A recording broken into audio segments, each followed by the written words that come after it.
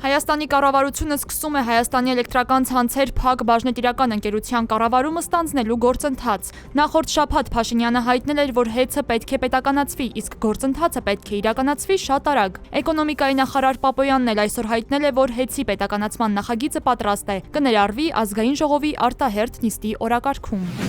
Հայաստանի կառավարությունն առաջարկել է ազգային ժողովին հուլիսի 1-ին գումարել արտահերթ նստաշրջան։ Արտահերթ նստաշրջանի օրակարգում ընդգրկվելու են ինչպես հունիսի 17-ի նիստում չքննարկված նախագծերը, այնպես էլ նոր հրատարակության կարգով ներկայացված օրինագծերը եւ միջազգային համաձայնագրերը, որոնց քննարկումը եւս նախատեսվում է իրականացնել 2 ընթերցմամբ։ Թուրքիայի նախագահ Ռեջեփ Թայիպ Էրդողանը որպես եվրոպական քաղաքական համայնքի անդամ պետության ղեկավար պետք է որ մասնակցի համայնքի հաջորդ նիստին, որը տեղի կունենա 2026 թվականի գարնանը Երևանում։ Այդ մասին կառավարության նիստից հետո լրագրողների հետ զրույցում ասել է Հայաստանի Հանրապետության արտաքին գործերի նախարարի տեղակալ Վահան Կոստանյանը, հստակ չպատասխանելով հարցին։ Որպես կանոն հյուրընկալող պետությունը պատրաստվում է հրավիրել այս ֆորմատի անդամ բոլոր պետություններին եւ որպես կանոն անդամ բոլոր պետությունները ղեկավարների մակարդակով մասնակցում են, հստակեցրել է Կոստանյանը։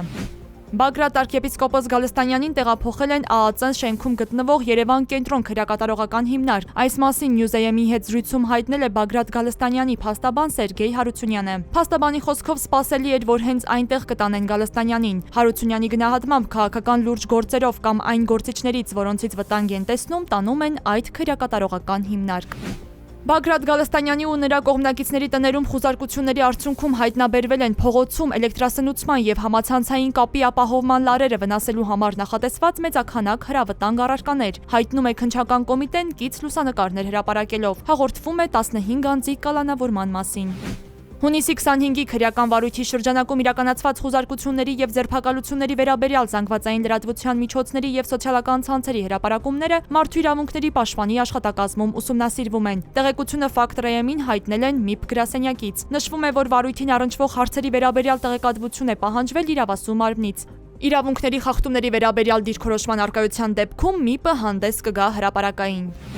Ադրբեջանում Թուրքիայի դեսպան Բիրոլ Աքյունը հայտարարել է, որ 2025 թվականի հուլիսի 3-ից 4-ը Ստեփանակերտում կանցկացվի տնտեսական համագործակցության կազմակերպության 17-րդ գագաթնաժողովը։ Ադրբեջանի պետական AS-TV հեռուստաակայանին տված հարցազրույցում թուրք դեսպանը նշել է, Ստեփանակերտը օգտագործվել է Խան-Քենդի անվանումը, դառնում է միջազգային դիվանագիտական հարթակ, գագաթնաժողովին մասնակցելու է նաև Թուրքիայի նախագահը։ ԱՄՆ նախագահ Դոնալդ Թրամփը կոչ է արել դադարեցնել Իսրայելում վարչապետ Բենյամին Նեթանյահուի նկատմամբ քրեական հետապնդումը կոռուպցիայի մեղադրանքով։ Ըստ ԱՄՆ նախագահի, սա առաջին դեպքն է, երբ Իսրայելի գործող վարչապետը դատվում է։